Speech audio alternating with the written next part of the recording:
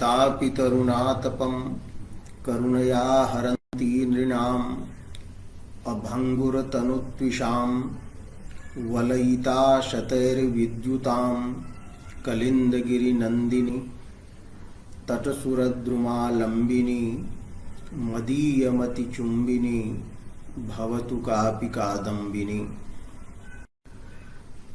अद्य अग्रिमः ग्रन्थः वर्तते यत्र उत्तमोत्तम काव्यस्य पंच प्रकाराः पंचभेदाः प्रतिपादिताः सन्ति। उत्तमोत्तम काव्यमेव प्राचीनैः आनन्दवर्धनादिभिः ध्वनिकाव्यं कथ्यते। यत्र वाच्यापेक्षया मध्यवर्तिनः व्यङ्ग्यार्थस्य प्रधानता भवति। एतादृशम् उत्तमोत्तमरूपं यद्ध्वनिकाव्यं वर्तते तस्य अनेके भेदा भवन्ति। यथा काव्य प्रकाशे पंचाशदधिक सहस्र भेदाः प्रतिपादिताः सन्ति। वस्तुतः गुणीभूत व्यङ्ग्येन संकरे संसृष्टौ च सत्यां ध्वनेः असंख्याः भेदाः सन्ति, अनेके भेदाः सन्ति। तथापि अत्र ग्रंथकारः पंडितराजः वदति केचन प्रकाराः अत्र निरूप्यन्ते। अग्रिमः ग्रन्थः अस्ति तत्र ध्वनेः उत्तमोत्तमस्य असंख्य भेदस्य सामान्यतः केऽपि भेदा निरूप्यन्ते। ध्वनेः तत्र तेषु चतुर्विधेषु काव्येषु यः ध्वनिः अस्ति यद्ध्वनि काव्यम् उत्तमोत्तमम् उच्यते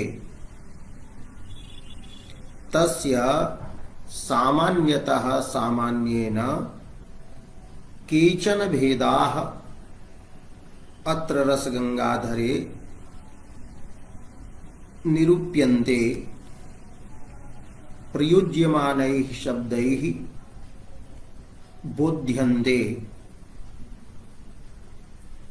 कीदृशस्य ध्वनेः तर्हि विशेषणं दत्तम् अस्ति असंख्य भेदस्य। असंख्याः भेदाः यस्य तस्य। यस्य भेदानां गणना दुष्करा अस्ति। गणना सारल्येन कर्तुं न शक्यते। तस्य असंख्य भेदस्य उत्तमोत्तमस्य ध्वनेः सामान्यतः केपि भेदाः निरूप्यन्ते। ते के भेदाः भवन्ति? तर्हि पूर्वम् उच्यते द्विविधो ध्वनिः, द्वे विधे प्रकारौ यस्य सः द्विविधः ध्वनिः भवति। ध्वनेः द्वौ प्रकारौ स्तः। तौ प्रकारौ कौ तदा उच्यते अभिधामूलः लक्षणामूलश्च। अभिधा वर्तते मूलम यस्य, अभिधा वर्तते मूलम आधारः यस्य सध्वनिः एवं लक्षणा वर्तते मूलम आधारः निमित्तं यस्य सध्वनिः। ध्वनि काव्ये व्यङ्ग्यार्थः भवति, सव्यङ्ग्यार्थः व्यञ्जनाव्यापारस्य विषयः भवति। अभिधा व्यापारेण वाच्यार्थः बोध्यते, व्यञ्जना व्यापारेण व्यङ्ग्यार्थः। तत्र क्वचित् ध्वनि काव्ये पूर्वम वाच्यार्थः भवति, शब्दे अभिधा व्यापारः भवति, तदनन्तरं वाच्यार्थे ज्ञाते सति तेन वाच्यार्थेन व्यञ्जनया व्यङ्ग्यार्थः बुध्यते। यह व्यङ्ग्यार्थः चमत्कारी भवति, वाच्यापेक्षया प्रधानं च भवति। अत्र अभिधा व्यापारः पूर्वं वर्तते, तदनन्तरं व्यञ्जना व्यापारः आगच्छति। तो अत्र व्यञ्जना व्यापारस्य मूलम अभिधा वर्तते। यदि अभिधया वाच्यार्थः न बोध्येत तदा व्यञ्जना प्रवृत्तेः अवसरः एव न स्यात्। अतः अभिधामूलोऽयं ध्वनिः।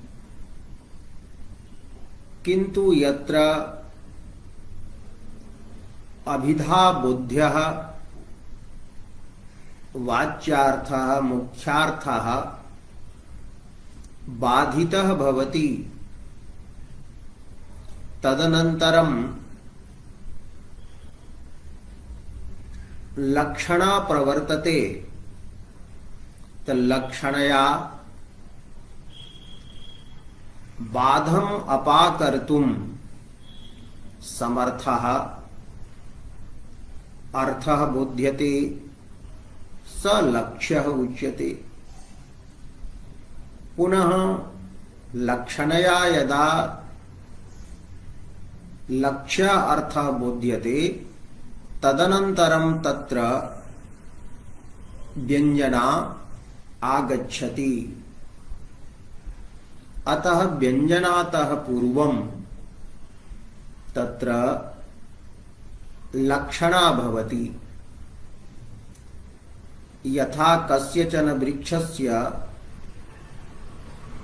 मूलं पूर्वं भवति तदनन्तरं तस्मिन् मूले स्थितः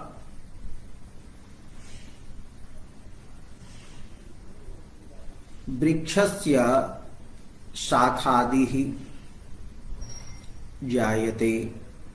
तो शाखादीनां स्तम्भानाम् आधारः मूलं भवति। तथैव अत्र व्यञ्जनायाः व्यङ्ग्यार्थस्य मूलं भवति लक्षणा। इदम् उदाहरणं प्रसिद्धम् अस्ति गंगायां घोषः। अत्र गंगा पदेन अभिधया बोध्ये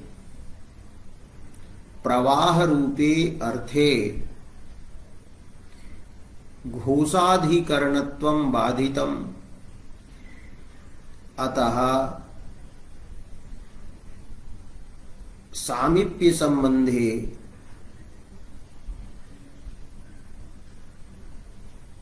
प्रयोजने च सति लक्षणा आगच्छति। अतः लक्षणया अत्र प्रवाह रूपेण अर्थेन तटरूपः अर्थः बुध्यते। तटरूपे अर्थे बुद्धे सति ज्ञाते सति पश्चात् लक्षणया तत्र तटे प्रवाह धर्माणां शैत्यपावनत्वादीनां प्रतीतिः भवति। अत्र यदि तटस्य बोधनं लक्षणया न भवेत् तदा व्यञ्जनायाः उत्थानं न स्यात्। यदि गंगा तटे घोषः इति तटशब्देन अभिधया यदा तटरूपः अर्थः बोध्यते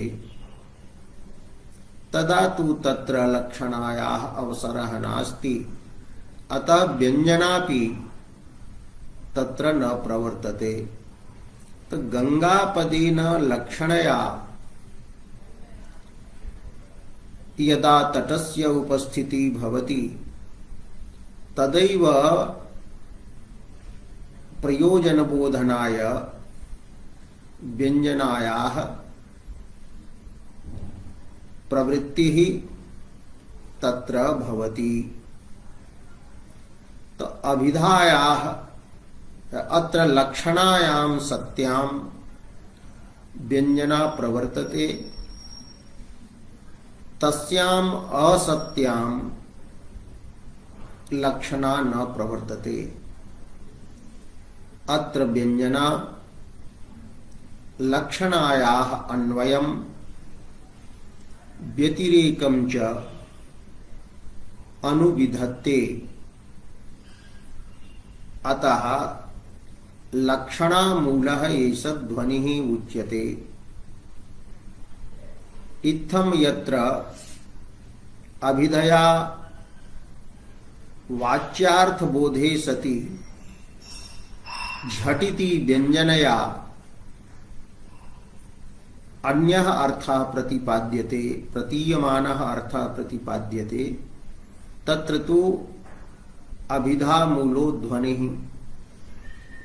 किन्तु यत्र लक्षणा प्रवृत्तेः अनन्तरं व्यञ्जनायाः प्रवृत्तिः तया व्यञ्जनया व्यङ्ग्यार्थस्य बोधः, तत्र लक्षणामूलः ध्वनिः भवति। इत्थम् अत्र ध्वनि शब्दस्य द्विधो ध्वनिः। अत्र ध्वनि शब्दस्य अर्थः काव्यं वर्तते। तत्काव्यम अभिधामूलम अर्थात अभिधामूलो ध्वनि लक्षणामूल ध्वनिश्च एवं ध्वनेः पूर्वं द्वौ भेदौ भवतः तत्र तयोः अभिधामूल लक्षणामूलयोः ध्वन्योः आद्यः त्रिविधः आद्यः यः वर्तते प्रथमः अभिधामूलः ध्वनिः यः वर्तते स त्रिविधः भवति त्रिधा भवति अभिधामूलध्वनेः त्रयः भेदाः भवन्ति रसवस्त्वलङ्कारध्वनिभेदात् अभिधामूलध्वनेः प्रथमः भेदः वर्तते रसध्वनिः यत्र व्यञ्जनया रसः बोध्यते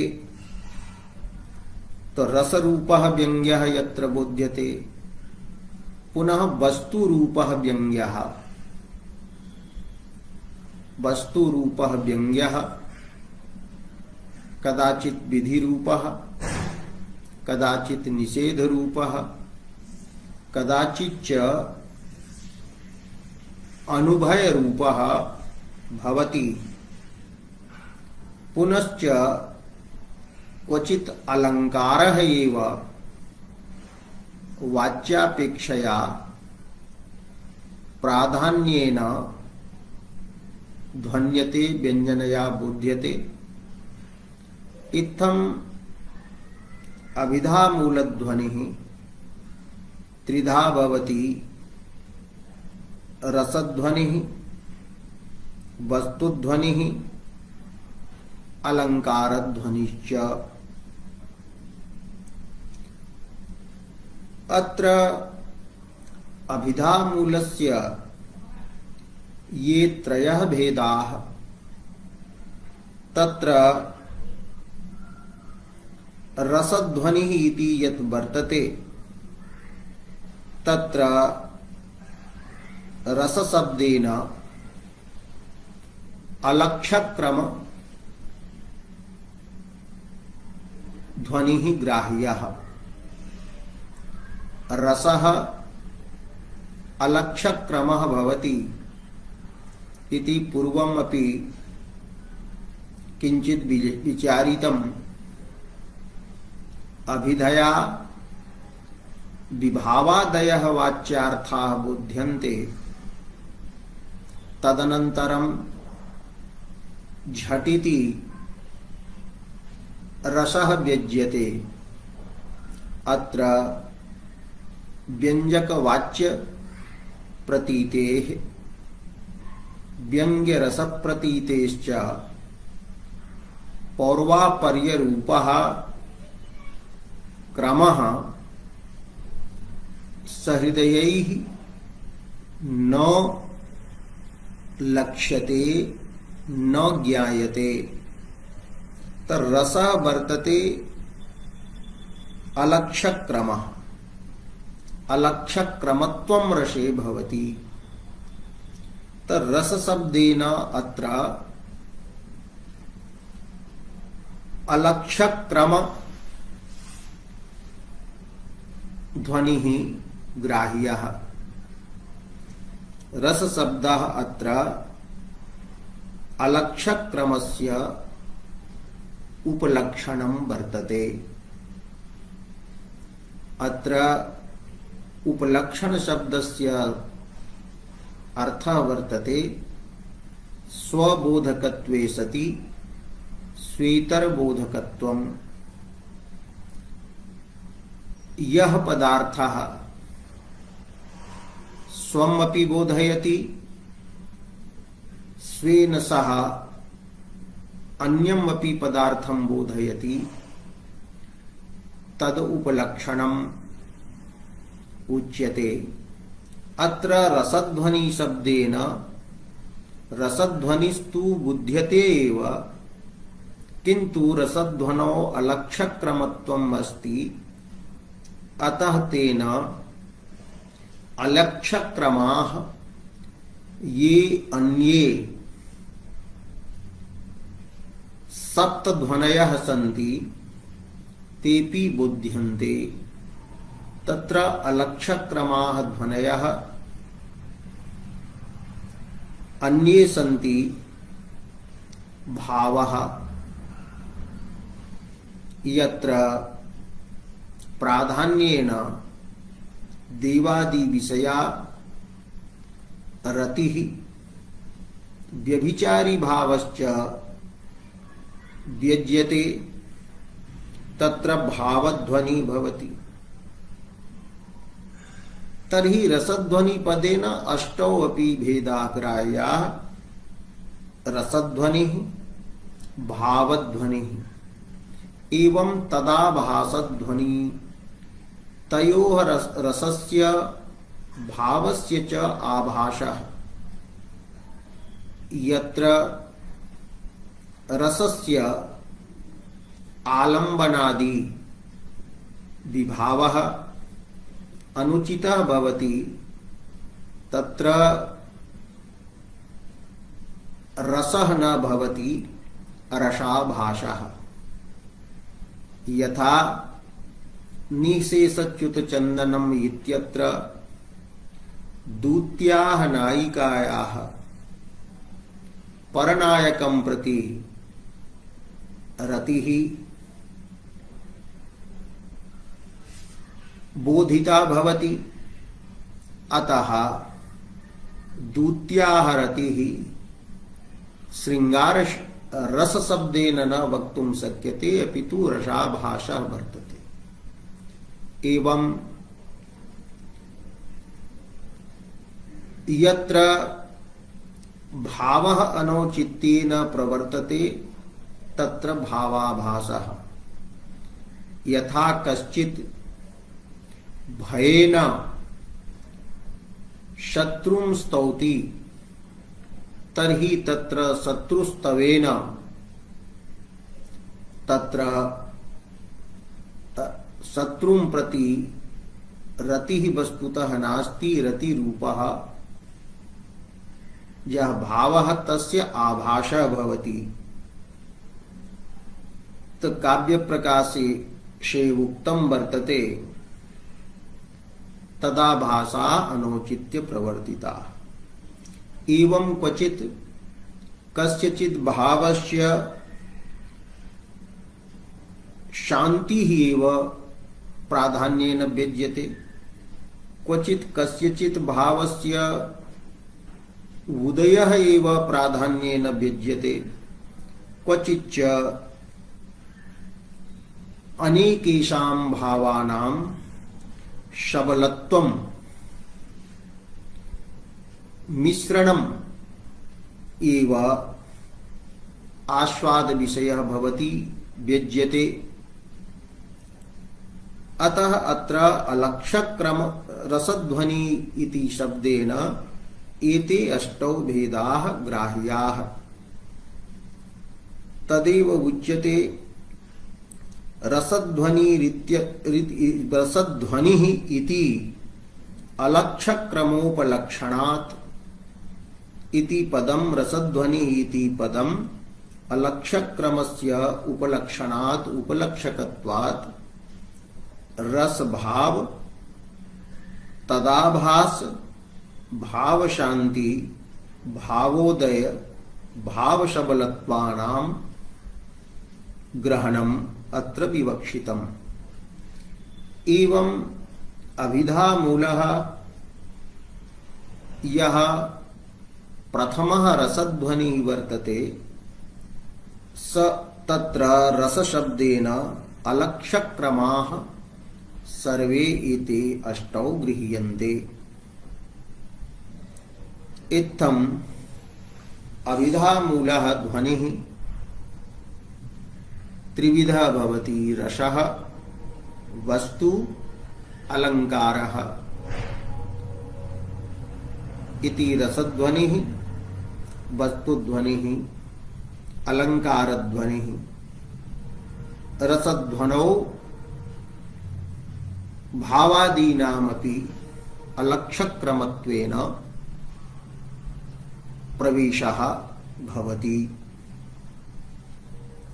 अग्रे अस्ति द्वितीयश्च द्विविधः। द्वितीयः यः वर्तते लक्षणामूलः स द्विविधः भवति। अर्थांतर संक्रमित वाच्यः, अत्यंत तिरस्कृत वाच्यश्च। यत्र लक्षणामूलध्वनौ वाच्यार्थः अर्थांतरे अन्यस्मिन् अर्थे संक्रमितः भवति, संक्रांतिं नीतः भवति, परिणतः भवति। तत्र अर्थांतर संक्रमित वाच्यः। एवं यत्र अत्यंतम अनुपयोगित्वात् वाच्यः अत्यंत तिरस्कृतं भवति, तत्र अत्यंत तिरस्कृत वाच्यः ध्वनिः। अर्थांतर संक्रमित वाच्यः अत्यंत तिरस्कृत वाच्यश्च। अर्थांतरे संक्रमितं प्रकरणादिना वक्त्रादि वैशिष्ट्येन अन्यस्मिन् अर्थे वाच्य भिन्नार्थे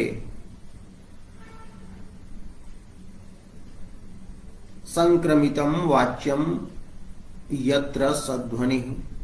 एवं अत्यंतं तिरस्कृतं भवति वाच्यं यत्र सध्वनिः। इत्थं लक्षणामूलः यः ध्वनिः तस्य द्वौ भेदौ भवतः। अत्र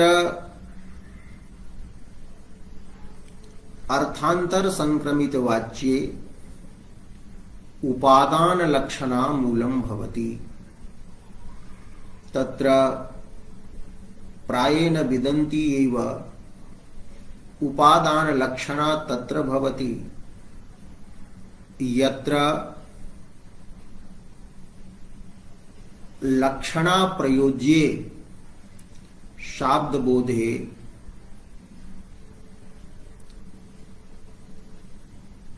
वाच्यार्थ विशिष्टः लक्ष्यार्थः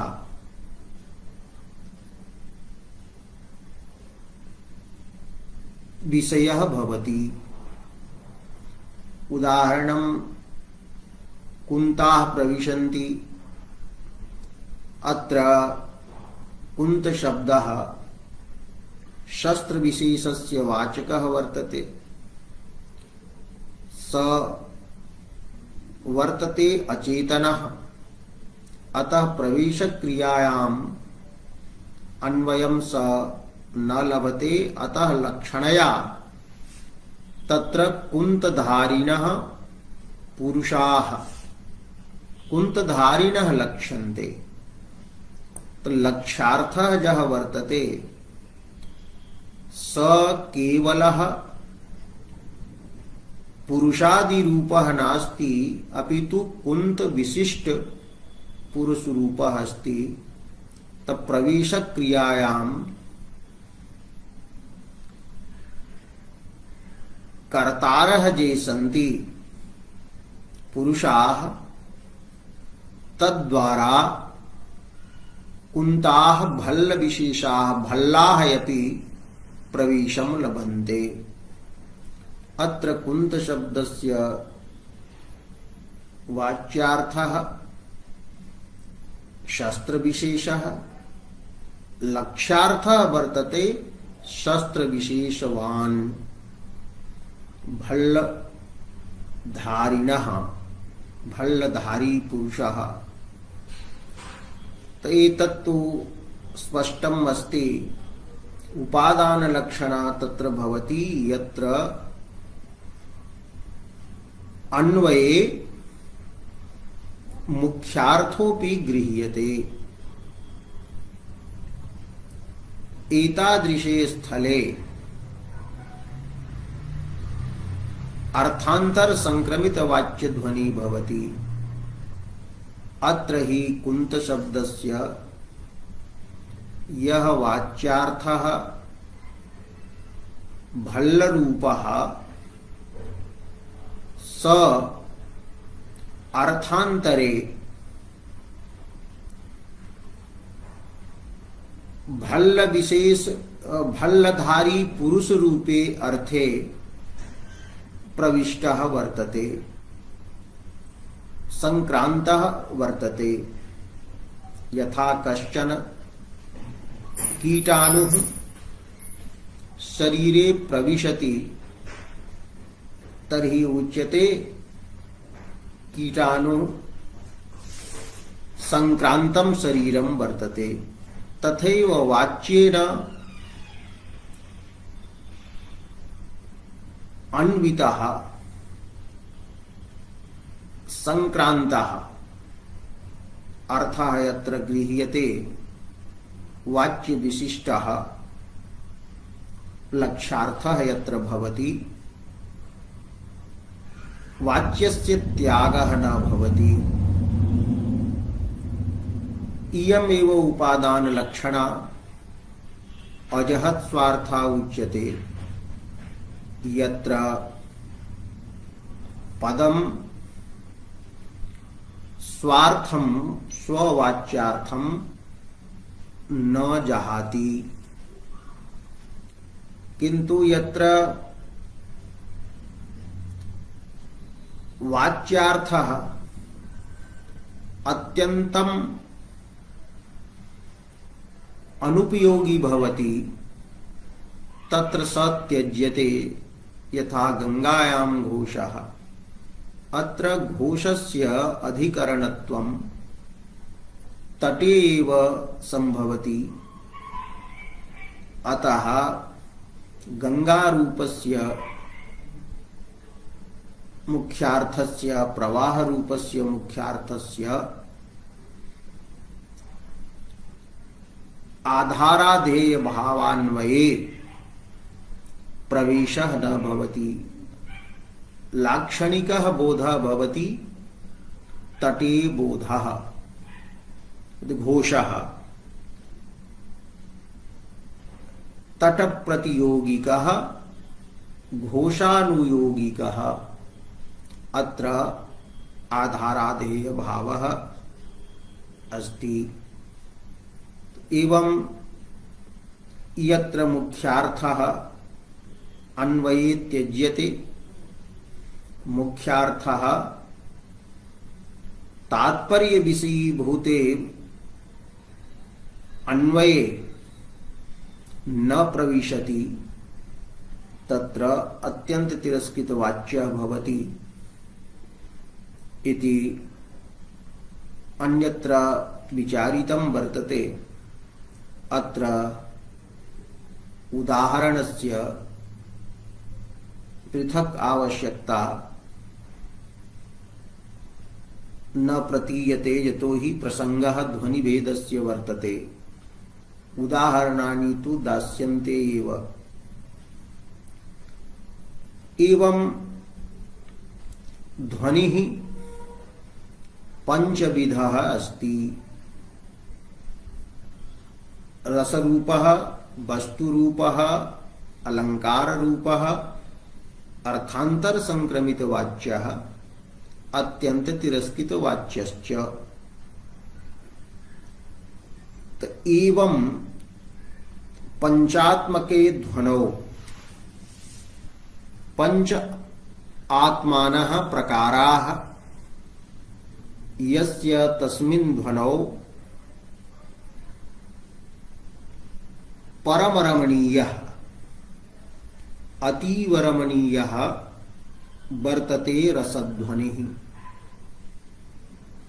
एतेषु ध्वनेः उत्तम काव्यस्य वा प्रकारेषु रसध्वनिः यः प्रकारः वर्तते स परमरमणीयः भवति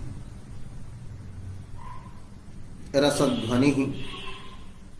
और रसध्वनिः यः वर्तते काव्यम् उत्तमोत्तमं काव्यम्, तस्य काव्यस्य आत्मा भवति रसः। यथा शरीरे सारभूतः पदार्थः उत्कृष्टतमः पदार्थः आत्मा भवति। आत्मानं विना इदं शरीरं निष्प्राणं भवति। शीर्यते इदं शरीरम। तो शरीरे यथा आत्मा प्रधानभूतः, शरीरम इदं आत्मनः भोगाय वर्तते।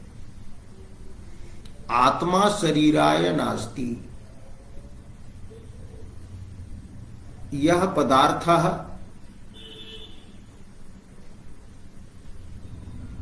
कस्मैचित् भवति स अप्रधानं भवति। यथा स्वर्णं कुंडलाय भवति, अतः स्वर्णं कुंडलं प्रति अप्रधानम् उपकारकम् अस्ति, अंगम् अस्ति। तथैव आत्मनः भोगाय शरीरं भवति। शरीरे ही आत्मना सुख दुःखयोः भोगः क्रियते। तो आत्मने इदं शरीरं वर्तते। अतः शरीरं भोग साधनत्वेन आत्मानं प्रति उपकारकं गुणः अंगम वर्तते। तो शरीरे यथा आत्मा प्रधानभूतः, तथैव रसध्वनिः यत् वर्तते उत्तमोत्तमं काव्यं, तस्य आत्मा रसः अस्ति। स रसः कः इति सर्वप्रथमं निरूप्यते, शब्दद्वारा बोध्यते इति अग्रिमस्य ग्रन्थस्य अभिप्रायः अस्ति। ग्रन्थस्य वाक्यम् अस्ति, एवं अनेन प्रकारेण पंचात्मके ध्वनौ पंच प्रकारे ध्वनिकाव्ये रसध्वनेः परमरमणीयतया रसध्वनेः अत्यंतरमणीयतया अत्यंतम आह्लादकतया रसध्वनेः परमरमणीयतया तस्य आत्मा तदात्मा रसः तावत तावत अर्थात प्रथमम अभिधीयते उच्यते शब्देन रसस्य स्वरूपम प्रतिपाद्यते। यतो हि रसध्वनिः परमरमणीयः। पंचविधेषु ध्वनिषु पंच प्रकारेषु उत्तमोत्तम काव्येषु रसध्वनिः परमरमणीयः भवति। अतः तस्य आत्मा रसः पूर्वं निरूप्यते इति उक्तम्। एवं तत्र ध्वनेरुत्तमोत्तमस्यासंख्य भेदस्यापि इति आरभ्य अत्यंत तिरस्कृत वाच्यश्च इति ध्वनेः पंच भेदाः सूचिताः। यद्यपि ध्वनेः पंचैव भेदाः न भवन्ति, असंख्याः सन्ति,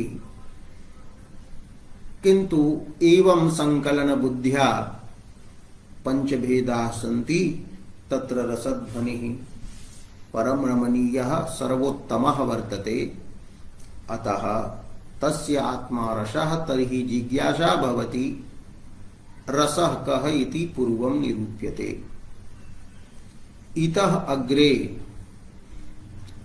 रसगंगाधरे रसस्वरूप निरूपणस्य प्रकरणम् अस्ति। अस्मिन् प्रकरणे ग्रंथकृता केचन पारिभाषिकाः शब्दाः प्रयुक्ताः सन्ति, येषाम् अर्थस्य ज्ञानं विना रसनिरूपण प्रकरण ग्रंथस्य यथार्थ ज्ञानं न संभवति। तत्र केचन शब्दाः सन्ति। अत्र रसनिरूपणे रसस्वरूप विषये एकादश मतानि प्रतिपादितानि सन्ति। तत्र प्रथमं मतं वर्तते मम्मटादीनां, मम्मटस्य अभिनवगुप्तस्य च तदेव मतं वर्तते यद अत्र रसगंगाधरे रसनिरूपण प्रकरणे प्रथमतया निरूपितम् अस्ति। समुचित ललित सन्निवेश चारुणा इत्यारभ्य रत्यादिरेव रसः इति यावत्। एवं समुचित ललित इत्यारभ्य रत्यादिरेव रसः इति वाक्यं दीर्घं वर्तते। अतः प्रतिपदम् अस्य व्याख्यानम् उचितम् अस्ति। अतः प्रतिपदम् अस्य व्याख्या विधास्यते, अभिप्रायश्च प्रकाशयिष्यते। किन्तु इतः पूर्वं ये अत्र प्रयुक्ताः केचन वेदान्तादि शास्त्र प्रसिद्धाः शब्दाः सन्ति, तेषाम् अर्थस्य ज्ञानम् आवश्यकम्। अतः पूर्वं केषाञ्चित् शब्दानां विषये एवं वेदांत शास्त्रस्य या प्रक्रिया वर्तते तद विषये समासेन निरूपयिष्यते। किंचित अद्य सूच्यते।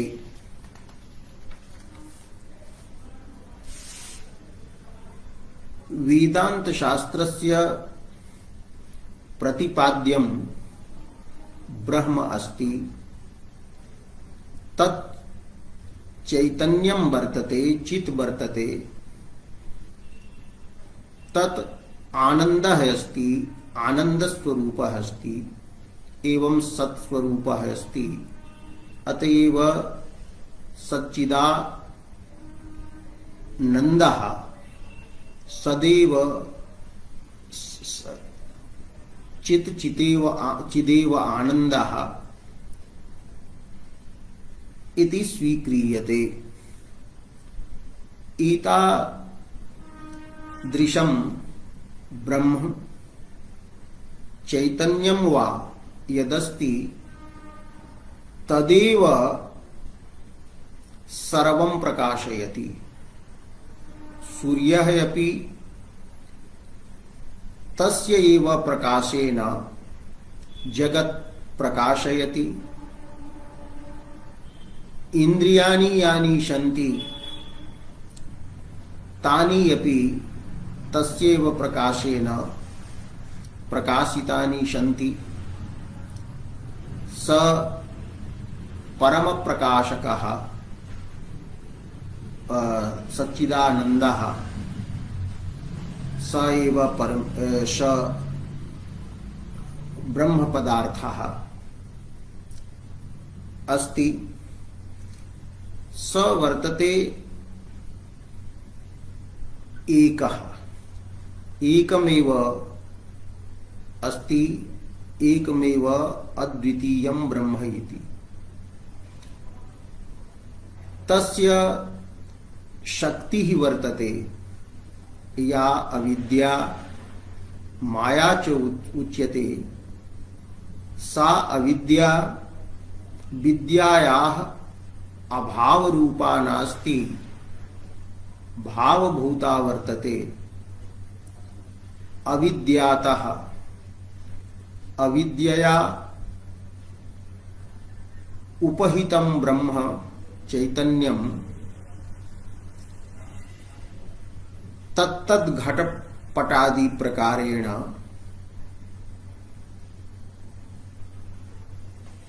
प्रतीयते इति अस्ति। अविद्या जन्यानि अंतःकरणानि सन्ति, इंद्रियाणि सन्ति। तत् ब्रह्म यद्यपि एकम अस्ति, किंतु अंतःकरणानाम् अनेकत्वेन तद चैतन्यम ब्रह्म त्रिधा स्वीक्रियते।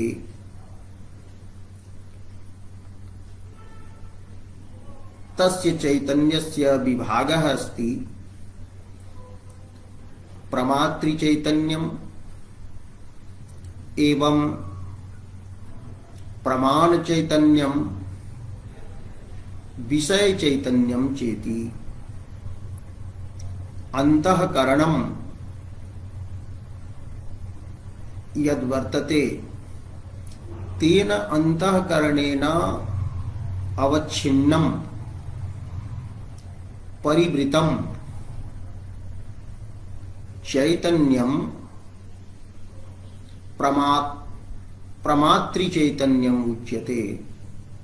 यथा आकाशः एक एव, किंतु घटादयः ये सन्ति तैः परिच्छिन्नः सन् आकाशः अनेकविधः प्रतिभाति घटाकाशः। एवं भित्तिभिः परिच्छिन्नः आकाशः, परिवृतः आकाशः गृहाकाशः उच्यते। तथैव अंतःकरणेन परिच्छिन्नं यः ब्रह्मणः अंशः यद्यपि स निरंशः, तथापि व्यवहार दृष्ट्या वक्तुं शक्यते कि अंतःकरणेन अवच्छिन्नं चैतन्यं प्रमाता भवति। वयं यदा घटं पश्यामः तदा वेदान्तस्य प्रक्रिया वर्तते यत् अंतःकरणं तैजसम् अस्ति, तत् इंद्रिय रूपेण चक्षुरिंद्रिय रूपेण प्रणालेन बहिः निश्चरति। एवं अंतःकरणं चक्षुरिंद्रिय द्वारा निःसृत्य घट देशं गच्छति। तत्र इंद्रिय घट मध्ये या अंतःकरणस्य वृत्तिः भवति दंडाकारा वृत्तिः सा प्रमाणम उच्यते। चैतन्यम तु सर्वत्र व्यापकम तेन प्रमाणेन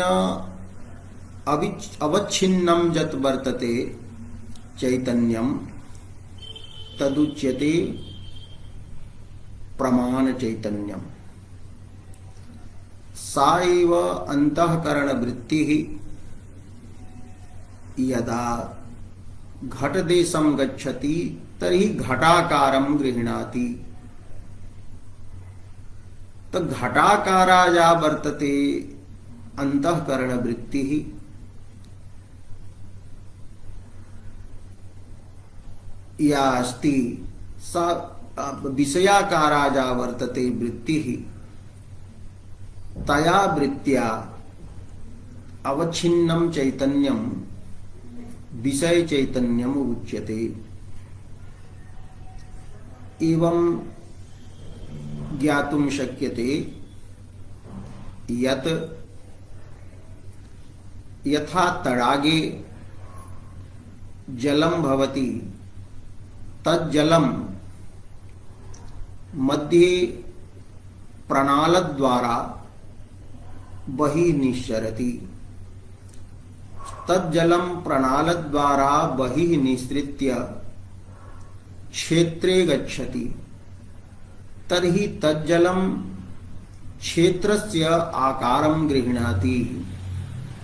यदि त्रिकोणं क्षेत्रं भवति तर्हि जलम् अपि त्रिकोणाकारं भवति।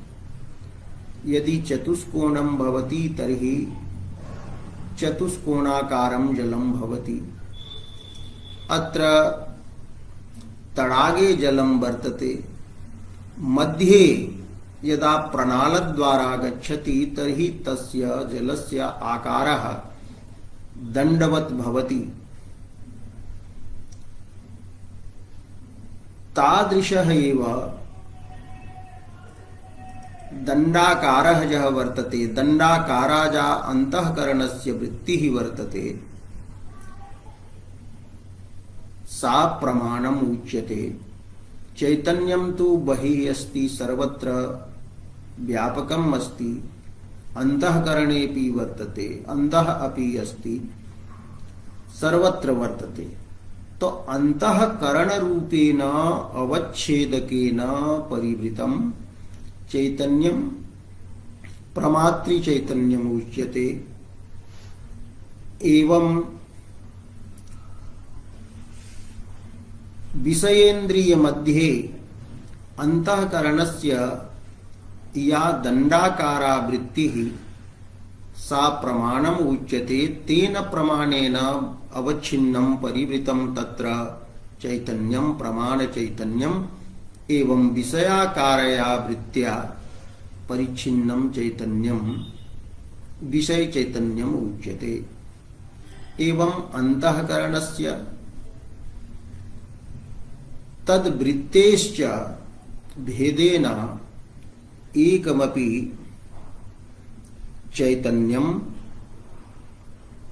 त्रिधा मन्यते। ऐसा प्रक्रिया अत्र ज्ञातव्या भवति।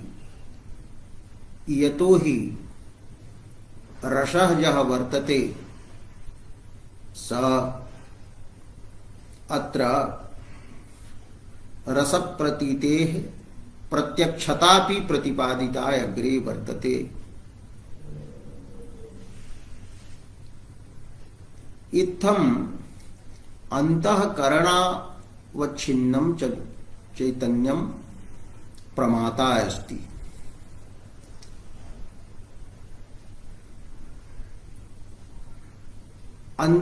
अंतःकरणावच्छिन्नं चैतन्यम् अंतःकरणस्य प्रभावेण प्रभावितं भवति। अंतःकरणं त्रिगुणं वर्तते।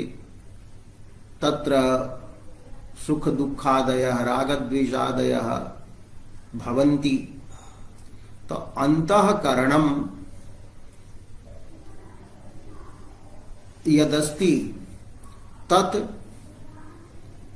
यस्य चैतन्यस्य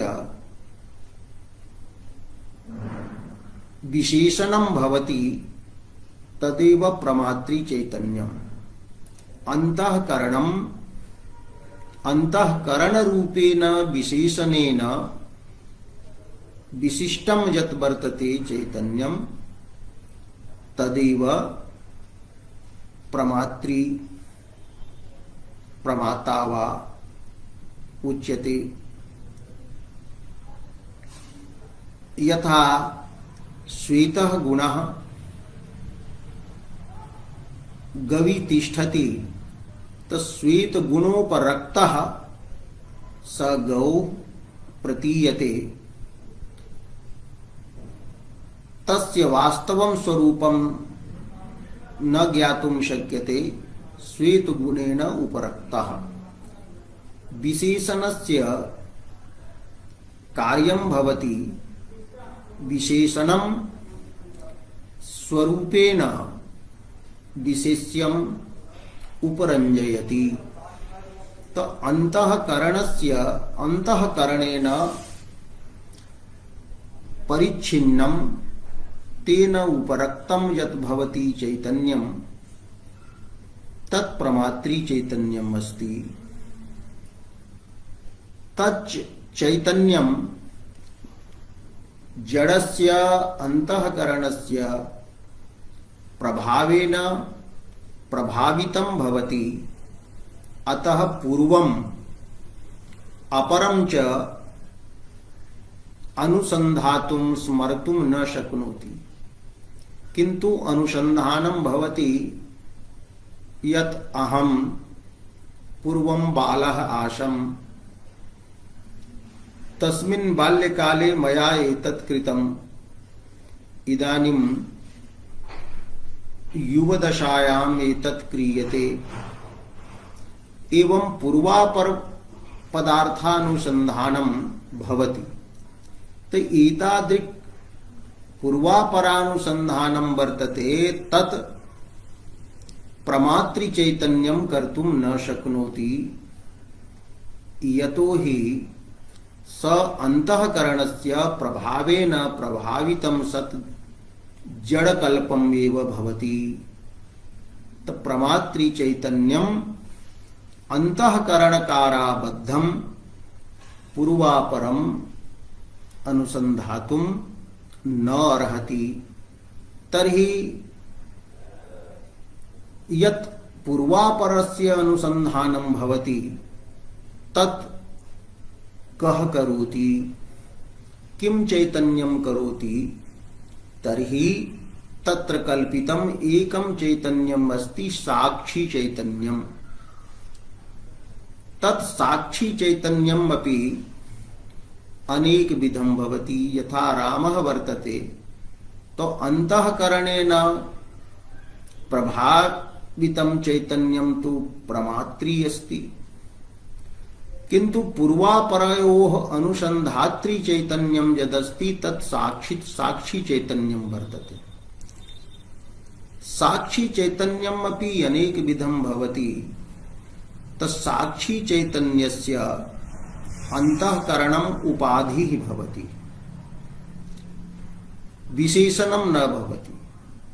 तो उपाधिः अन्यः वर्तते, विशेषणम् अन्यत् वर्तते। विशेषणं तद्भवति यः सोपरागेण विशेष्यम् उपरञ्जयति, किन्तु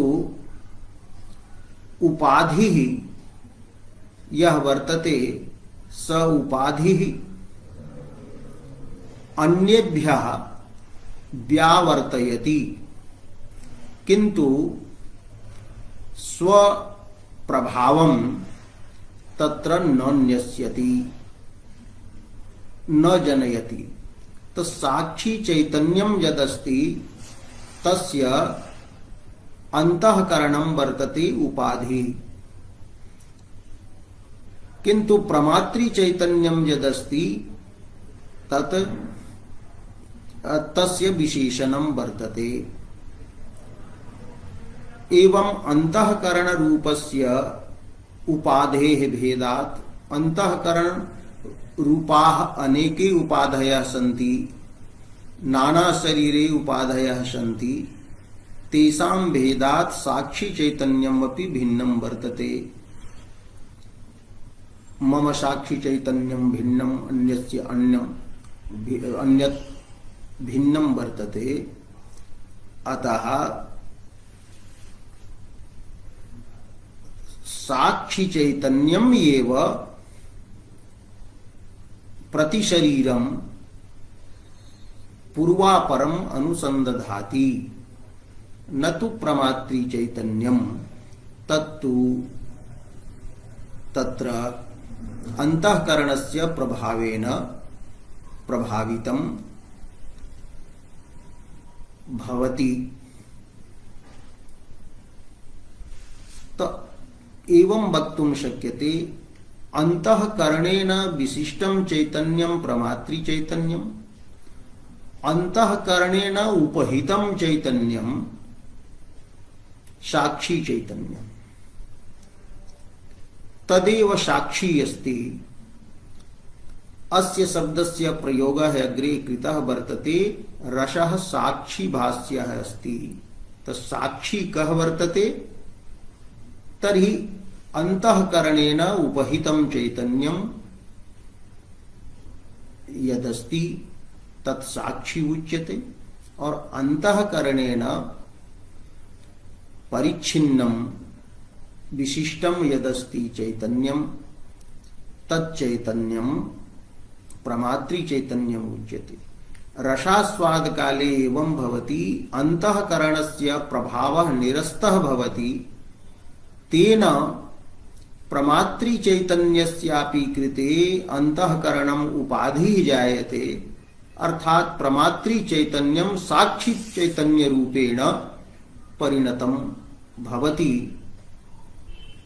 अतः प्रमात्री चैतन्यस्य साक्षी चैतन्य रूपेण यः उदयः वर्तते स एव अपरिमित प्रमातृ भावः अस्ति इति अग्रे प्रतिपादयिष्यते।